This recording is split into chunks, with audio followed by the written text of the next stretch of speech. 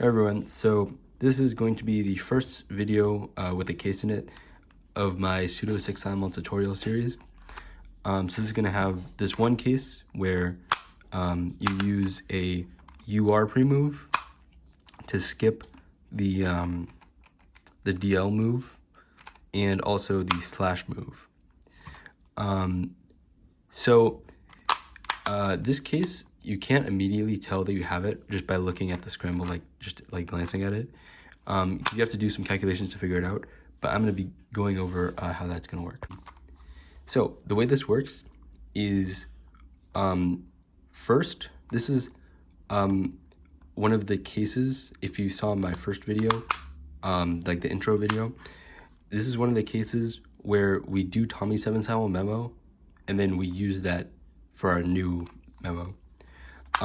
So the way this works, right, is we start by holding the center edge skip in the back, so that if you were doing normal Tommy 7 Simul or B-Pal 7 Simul, you would skip the DL, the left hand part of the DL move.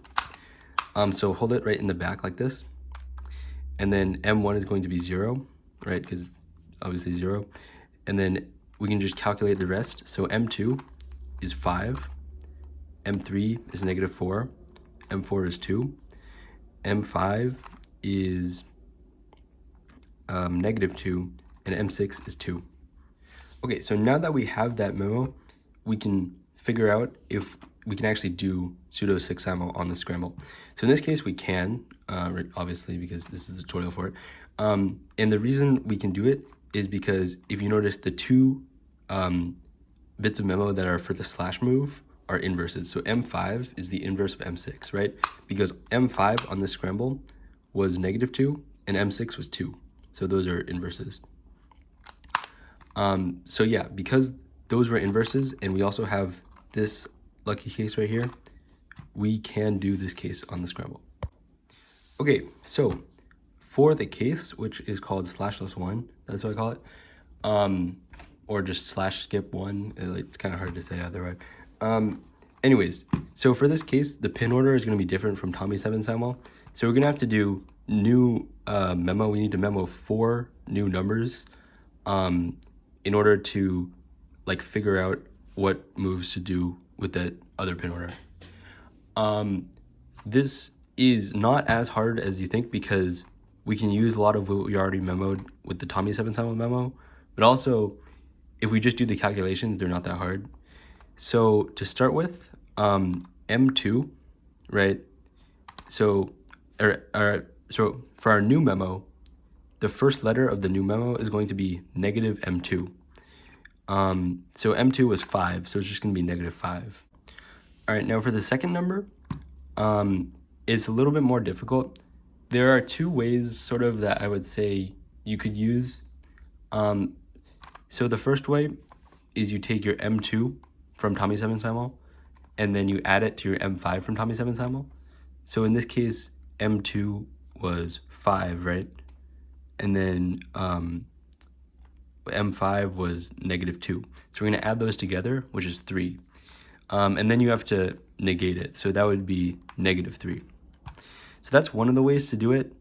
The other way you can do it is, what you can do is you do a new calculation, which might be easier just because you don't have to remember what you have to add together. You just need to remember where you can sort of remember visually. So the new calculation is going to be C to L, and then you apply that to D, right? So that ends up at 5, and then you add L to UL to that. So so that would go to 5, and then L to UL is 4, so it would go to -3, which is the same as we had before. So for our new memo, the first letter, right, is -5, and then -3 is the second letter. All right, the next 2 numbers are going to be even easier. So M3, or in our new memo, the third letter is just going to be the same as M3. So that's really easy. And then in our new memo, the fourth number is going to be, what you do is you basically, you take the second number and you visualize what it would do to this clock, and then you do this to this. So you visualize what it would do to U and then do U to L. So what that looks like on with our numbers, right? Our second number, in our new memo, the second number that we calculated is -3. So that's going to be -3 applied to U. So that's going to get to -4 right over here. And then this U to L, right? So that's 5, which means M4 is going to be 5. And then M3 from Tommy's 7th Simul was -4, so it's still -4. And that means that our full memo is going to be -5, -3, -4, 5. All right, so here is just the execution. So we're going to start with the UR pin up, and we're going to do, it always goes from left to right, right? So we're going to do -5, -3. Then we go to R, the R pin's up. -4, 5, right? And then we go to DR, and then you just make the block as usual. And then you go to UL, because right, you skip the slash move. And then you just do like the last 3 moves like in Tommy's 7th Simul. All right, so thanks for watching.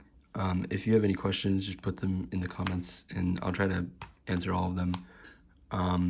Hopefully that wasn't too difficult to understand. I'm also going to put the document with all of the cases in the description of all of the videos in the series. So you can use that as well.